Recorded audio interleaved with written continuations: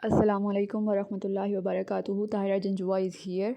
हम लोग अभी तक पढ़ रहे हैं चैप्टर 22 वेरिएशन एंड जेनेटिक्स के बारे में, और उसमें आज हमने दो टर्म्स को डिफ़ाइन करना है। या ये टर्म्स जो है ना, ये सेपरेटली अगर हम इनको पढ़ें तो ये एक प्रॉपर प्रोसीजर होता है, प्रॉपर मेथडोलॉजी है, यानी एक इंसिडेंट जो लिविंग ऑर्गेनिजम्स के अंदर वाक़ हो रहा होता है। तो एक है एपिस्टेसिस और दूसरा लियोट्रॉपी, जिसको आज हमने डिस्कस करना है। सबसे पहले हम लोग देख लेते हैं एपिस्टेसिस को। When an effect caused by a gene or gene pair।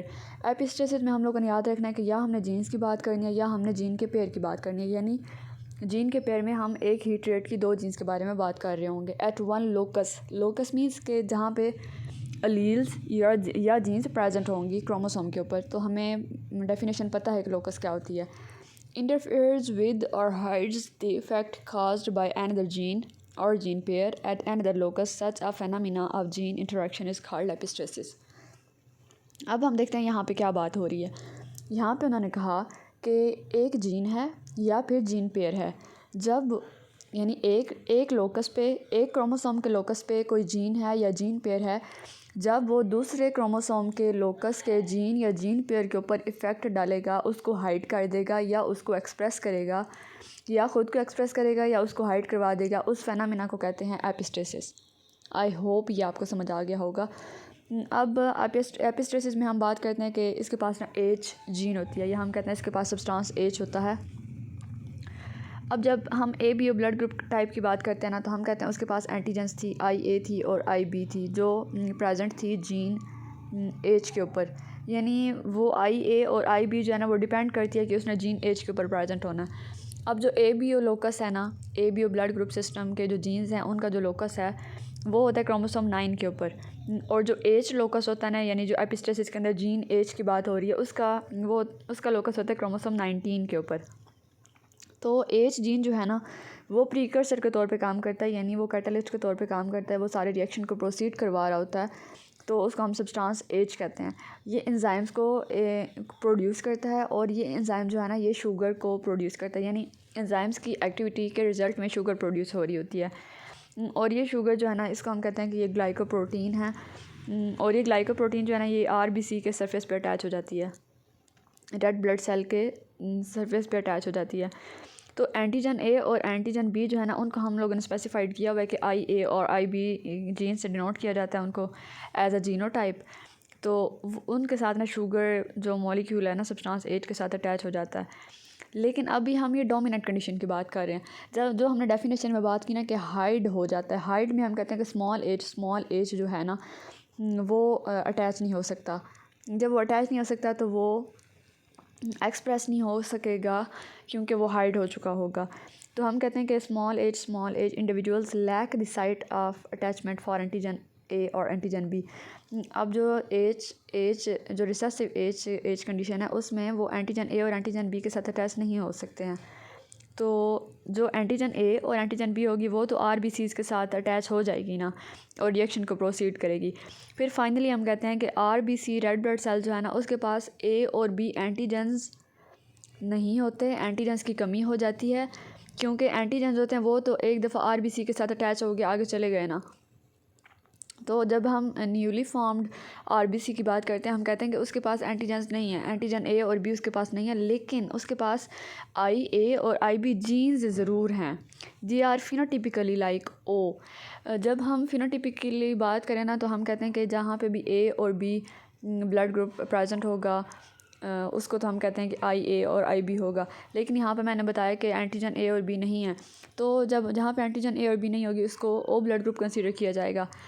लेकिन ऐसा फिनोटिपिकली होगा, यानी हम ऐसा अज्यूम कर रहे होंगे, हम फिज़िकल अपीयरेंस को देख के या हम जीन्स को देख के हम कहेंगे कि इसकी फिनोटाइप जो है ना, वो ऐसी है, यानी ये फिनोटिपिकली ओ ब्लड ग्रुप से मैच करती है। लेकिन जीनोटिपिकली ऐसा नहीं होगा।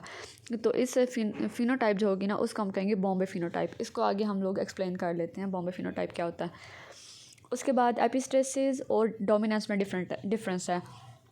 एपिस्टेसिस में मैंने बताया कि कोई एक क्रोमोसोम है, उस क्रोमोसोम के ऊपर जो लोकस है, जहाँ पे जीन्स अटैच हैं या जीन पेयर अटैच है, वो जीन पेयर जब दूसरे क्रोमोसोम के लोकस की जीन पेयर के ऊपर इफ़ेक्ट करेगा, उसको हाइड करेगा या उसको एक्सप्रेस करेगा, डोमिनेंस शो करेगा या रिसेसिव ट्रेट शो करेगा तो उसको हम कहेंगे एपिस्टेसिस। और लेकिन डोमिनेंस जो है ना उसको डिफ्रेंशिएट किया जाता है।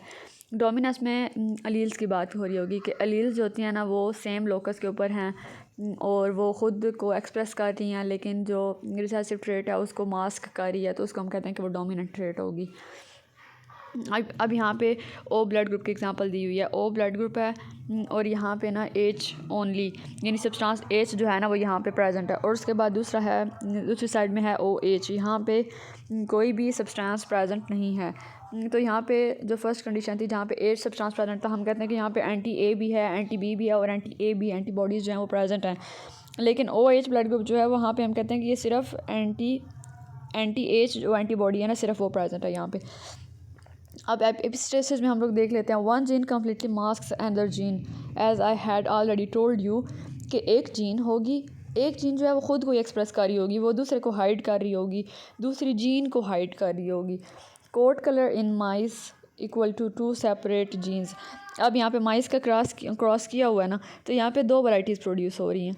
एक को हम कहते हैं कि वो कैपिटल सी स्मॉल सी होगी और एक को हम कहते हैं कैपिटल बी स्मॉल बी होगी।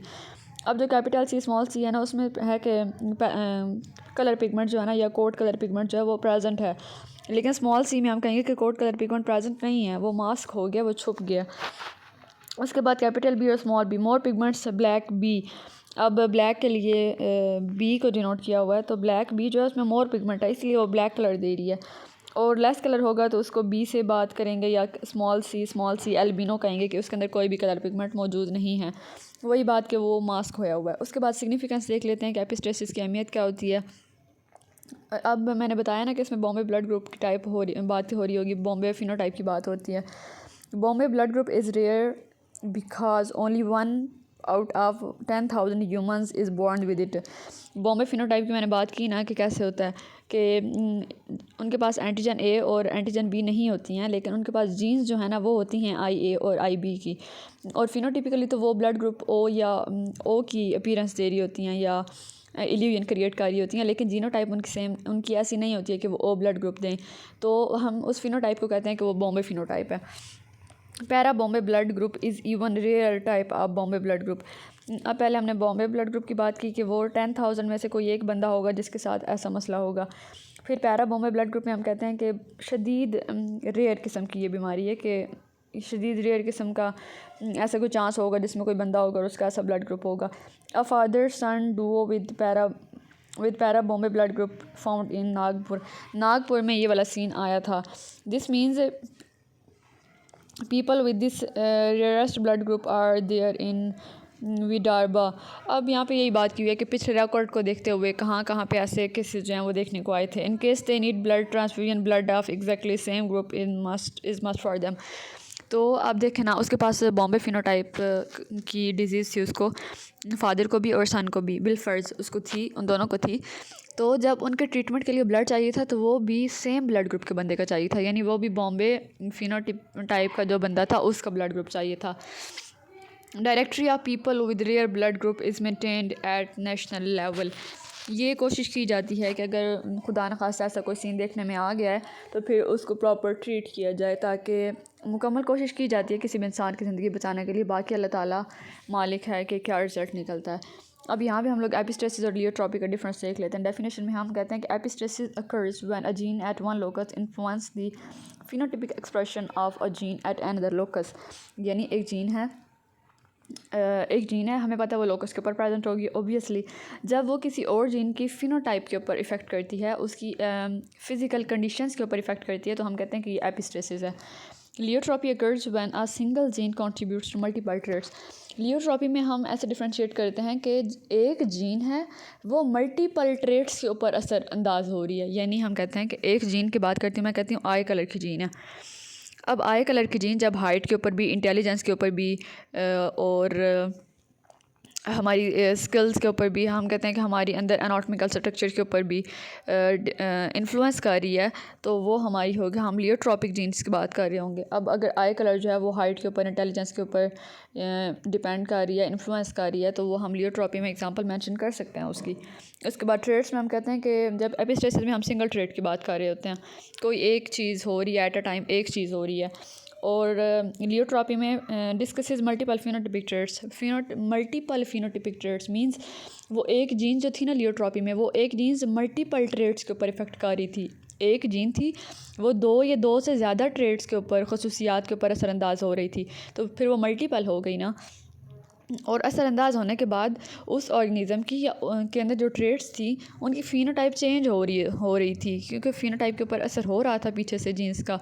तो हम कहते हैं कि मल्टीपल फ़ीनोटिपिक ट्रेट्स जो है ना उनको स्टडी किया जाता है लियोट्रॉपी में। उसके बाद जीन्स टेक्स प्लेस बिटवीन 2 और मोर जीन्स। जो एपिस्टेसिस है ना उसमें दो से ज़्यादा जीन्स की बात की गई थी, जीन की बात की थी, जीन पेयर की बात की थी। और उसके बाद है लियोट्रॉपी में सिंगल जीन की बात करते हैं, लेकिन उसका असर जो है ना वो मल्टीपल ट्रेट्स के ऊपर हो रहा होता है। और जीन इंटरेक्शन में हम कहते हैं कि एपिस्टेसिस जो है ना वो जीन इंटरेक्शन करती है, क्योंकि जीन के भी दरमियान होना और जीन लोकस के या जीन पेयर के दरमियान भी होना। और लियोट्रॉपी में हम कहते हैं कि ऐसा नहीं होता। अब लियोट्रॉपी को देख लेते हैं। When a single gene affects 2 और more traits the phenomena is called pleiotropy. एक जीन है लेकिन वो दो से ज़ायद खसूसियात के ऊपर असरअंदाज हो रही है, तो वो लियोट्रॉपी होगी। वो जो सूरत हाल है ना या वो प्रोसेस है वो लियोट्रॉपी होगा। And such genes with the multiple phenotypic effects are called pleiotropic. और वो जीन जो जिसके पास ये एबिलिटी होगी कि वो मल्टीपल ट्रेट्स के ऊपर इफेक्ट कर सकती है, तो उसको हम कहेंगे कि वो लियोट्रॉपिक जीन है। अब यहाँ पे जी बीटा ग्लोबिन जीन म्यूटेशन की बात हो रही है कि सिकल सेल एनीमिया, जिसमें रेड ब्लड सेल जो है वो क्रीसेंट शेप हो जाता है। हालांकि नॉर्मल रेड ब्लड सेल जो है उसकी शेप डिस्क लाइक है, लेकिन सिकल सेल एनीमिया ऐसी डिजीज़ होती है जिसमें उससे रेड ब्लड सेल की शेप चेंज हो जाती है और काफ़ी ब्लड फ्लो में डिस्टर्बेंस पैदा होती है। अब ये सिंगल जीन थी, उस जीन का नाम था बीटा ग्लोबिन। अब जीन म्यूटेशन यानी किसी ख़राबी की वजह से उसने सिकल सेल एनीमिया की कंडीशन को प्रोड्यूस किया, तो ये इसकी हम एग्जांपल लियोट्रॉपी में दे सकते हैं। अब ये एक जीन थी और ये 3 चीज़ों के ऊपर इफेक्ट कर रही है। ये ब्लाइंडनेस के ऊपर भी इफेक्ट कर रही है, यानी आई साइट को वीक कर देती है। ये लीवर फेलियर की काज बनती है और उसके बाद ये हार्ट अटैक की वजह बनती है। तो ये मल्टीपल ट्रेट्स हो गई ना। पहला वो ब्लाइंडनेस काज करती है, फिर वो जिगर को नुकसान पहुंचाती है, फिर वो हार्ट अटैक काज करती है, फिर हम कहेंगे कि वो ब्लड वेजल्स को कॉन्स्ट्रिक्ट कर देती है, ब्लड फ्लो ईजीली नहीं कर सकता। तो ये जो 3-4 ट्रेट्स मैंने अभी बताई हैं ये लियोट्रॉपिक हैं, लेकिन एक ही जीन ये 4-5 ट्रेट्स या 3-4 ट्रेट्स जो है उनके ऊपर असरअंदाज हो रही है, तो हम कहते हैं कि ये लियोट्रॉपिक जीन होगी। आई होप आपको बहुत अच्छी तरह एपिस्टेसिस और लियोट्रॉपिक का डिफरेंस समझ में आ गया होगा। कोई भी कन्फ्यूजन हो तो आप लोग पूछ सकते हैं। फ़ी अमान अल्लाह, अल्लाह हाफ़िज़।